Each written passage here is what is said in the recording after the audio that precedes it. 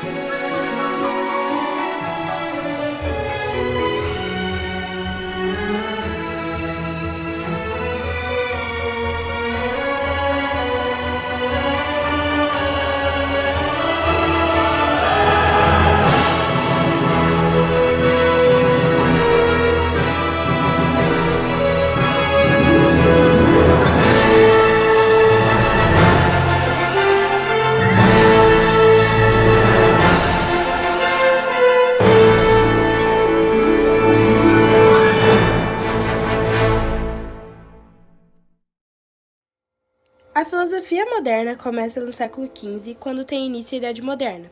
Ela permanece até o século XVIII, com a chegada da Idade Contemporânea. Racionalismo e empirismo, correntes do pensamento construídas no período, demonstram essa mudança. Ambos visam dar respostas sobre a origem do conhecimento humano, o primeiro associando a razão humana e o segundo baseado na experiência. Esse período esteve marcado pela revolução do pensamento filosófico e científico.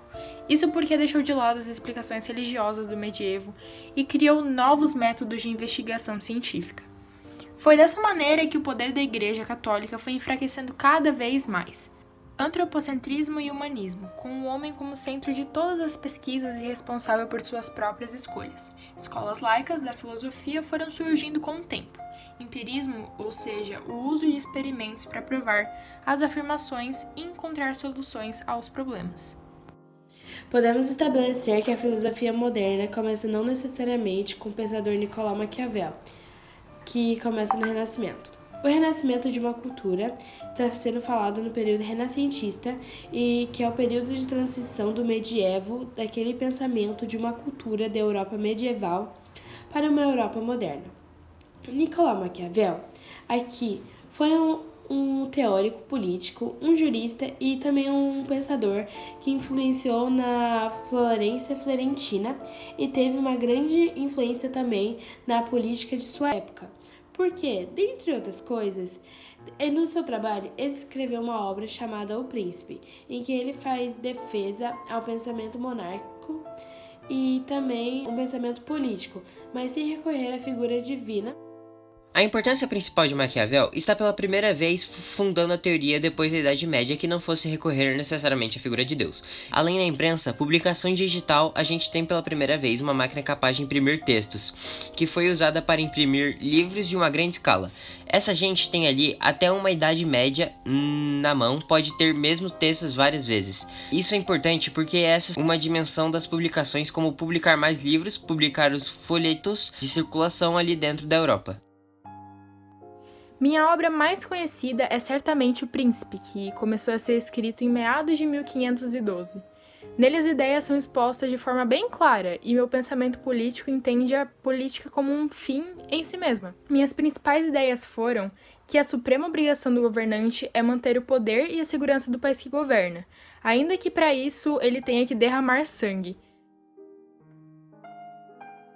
Isso começa a estimular, pelo menos dentro das classes dominantes, dentro de uma burguesia que estava surgindo o hábito pela leitura.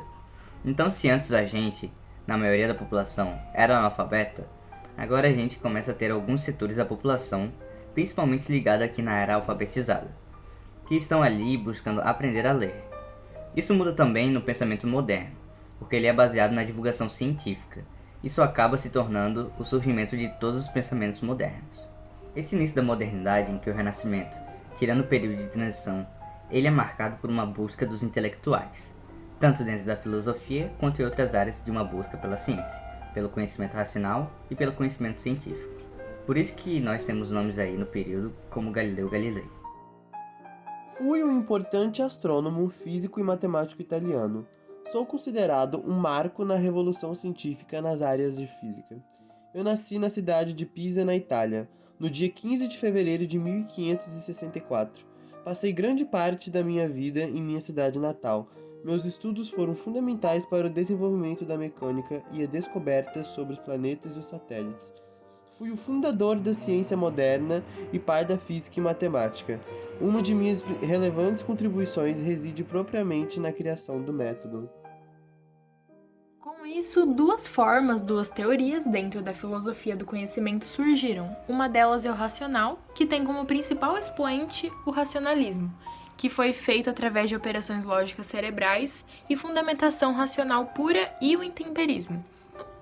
Ele vai defender que o conhecimento humano é adquirido a partir da experiência prática dos 5 sentidos da experiência humana. Nós temos as figuras como, por exemplo, Hume e Bacon, que são grandes defensores do empirismo com pessoal no âmbito político. Fui um filósofo importante na defesa do uso do método científico, né? As minhas principais ideias, era defender a obtenção dos fatos verdadeiros que se davam através da observação e experimentação, regulada pelo raciocínio lógico. Eu acreditava que para livrar a mente da falsa noção produzida pelos ídolos, era necessário observar os fenômenos naturais. Temos como figuras principais Thomas Hobbes e Locke, que também são filósofos empiristas da teoria contratualista, que construiria as ideias baseadas em governo e sociedade. É importante salientar que eles estão defendendo também a existência de uma lei natural, portanto chamada de juiz natural. Fui matemático, teórico político e um filósofo inglês, autor da obra de Leviatã e O Cidadão. Na obra de Leviatã eu declarei meu ponto de vista sobre a natureza humana, sobre a necessidade de um governo e uma sociedade mais rígida. Por isso, cada um de nós tem o direito de tudo, uma vez que tudo é muito escasso, e existe uma constante guerra em que todos estão contra todos. Sou um dos maiores empiristas britânicos. Eu afirmava que o conhecimento era proveniente da experiência, tanto de origem externa, nas sensações, quanto nas internas, através das reflexões. Minha principal ideia era a defesa da liberdade intelectual e da tolerância. Fui o precursor de ideias liberais que foram florescer no iluminismo francês no século XVII. Fui crítico da teoria do direito divino dos reis que Hobbes defendia. O último deles era, na verdade, um crítico disso tudo. Ele assumiu que a sociedade formada a partir de teórico entre as pessoas. Mas ele era um crítico disso porque ele falava mesmo no final da modernidade. A gente tem o chamado período iluminista, período muito importante para a constituição dessa filosofia, do que seria depois a filosofia contemporânea. Nós temos ali nomes importantes como, por exemplo, Voltaire e Alexis Tocqueville, que são 2 filósofos defensores do princípio da liberdade humana. Era um período em que a Europa ainda era dominada por monarquias. Não havia ali uma teoria do direito que as ideias como a liberdade para as pessoas estão pela primeira vez propagando.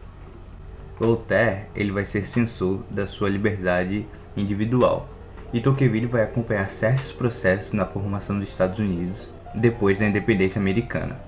E ele escreveu um livro sobre a liberdade na América. Para mim, deve ser garantido às pessoas o direito à liberdade de expressão, à liberdade religiosa. Eu acredito que o ser humano deveria ser livre para expressar sua vida criativa, sem interferências de cunho moral ou religioso. Eu era contra o absolutismo e a favor da separação entre igreja e Estado, ou seja, eu fui um dos primeiros defensores da ideia de Estado laico. Fui um pensador político e estadista francês. Sou considerado um dos grandes teóricos sobre a democracia americana. Especulei sobre a natureza essencial da própria democracia, suas vantagens e perigos. Defendi a liberdade individual e a igualdade na política, sendo que os 2 conceitos para mim inseparáveis. Defendi a democracia e identifiquei os riscos inerentes que dela derivavam. Então, podemos colocá-lo junto com John Locke, como os fundadores de um pensamento liberal. No final da modernidade, outras figuras importantes que temos são Diderot e D'Alembert. Os 2 são os fundadores da enciclopédia. O objetivo era reunir em um livro só todos os saberes que a comunidade tinha conseguido e levar isso para todos, porque esse é o ideal iluminista, que o ser humano tivesse conhecimento. Se a humanidade em massa conhecer essas coisas, elas iam também evoluir moralmente. Filósofo, escritor e trator francês. Um dos grandes pensadores do iluminismo francês e principal idealizador da enciclopédia. Preparei teologicamente a Revolução. Eu criticava o absolutismo e defendia a ideia de que a política era responsável por eliminar as diferenças existentes na sociedade. Fui um filósofo, matemático e físico francês e participei na edição da Enciclopédia, a primeira enciclopédia publicada na Europa. Eu acreditava, como um contemporâneo iluminista, que o poder político deveria ser dividido, sendo intolerável o absolutismo, que era necessário buscar desenvolver o conhecimento técnico ou científico e combater os dogmas. E daí também desse período iluminista que vem a ideia de uma escola universal e laica para todos, porque o objetivo deles era promover essa sociedade e evolução moral. Kant Emanuel, com seu criticismo, também regeu, com seus sistemas totalizantes e a formação do que ele chamou de um espírito científico que determina a história de cada povo em cada lugar. E para terminar, diversas transformações ocorreram no pensamento europeu da época, dos quais se destacam a passagem do feudalismo para o capitalismo, o surgimento da burguesia, a formação dos estados nacionais modernos, o absolutismo, o mercantilismo, a reforma protestante, as grandes navegações, a invenção da imprensa, a descoberta do Novo Mundo e o início do movimento renascentista.